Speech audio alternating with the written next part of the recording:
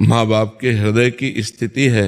नहीं, किसी भी परिस्थिति में बेटे का त्याग कर देना तो, या माँ पिता का त्याग कर देना, या तो बहुत अधार्मिक प्रवृत्ति का हो तो त्याग किया जा सकता है।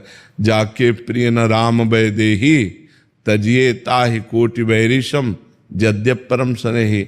या फिर ऐसी परिस्थिति आ गई जैसे कंस कारागार में देवकी और वसुदेव जी हैं, अब बालक की रक्षा करना अनिवार्य, पर उनको पहुंचाना पड़ा गोकुल, और भगवान से बहुत समय तक के लिए दूरी बनी रही। 11 वर्ष तक भगवान लीला करके जब मथुरा गए तब देवकी वसुदेव जी से मिले जा करके। तो ऐसी परिस्थितियां कि हमें बच्चे की जान बचानी है तो फिर बच्चे को दूर कर दिया गया, या फिर बच्चा बड़ा होकर के बहुत अधार्मिक प्रवृत्ति का है तो माता पिता उसका त्याग कर सकते हैं। अन्यथा मुझे ऐसा कोई मार्ग नहीं दिखाई देता जिससे पुत्र का त्याग किया जा सके या पुत्र अपने माता पिता का त्याग कर सके। अधर्म में चलेगा, पापाचरण करेगा तो धमकी दे चाहे ना दे, मरा हुआ ही है।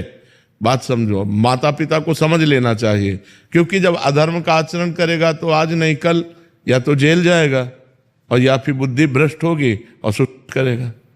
पाप के यही फल होते हैं।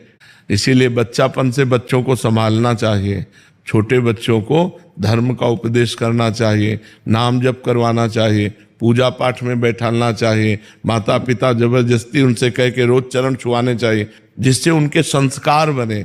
और वो जब बड़े हो जाते हैं तो व्यसन करने लगते हैं, व्यभिचार करने लगते हैं, तो उनकी बुद्धि भ्रष्ट हो जाती है। तो ऐसे अधार्मिक पुत्र से यदि पूरे परिवार की हानि हो रही हो तो उसका त्याग कर देना चाहिए।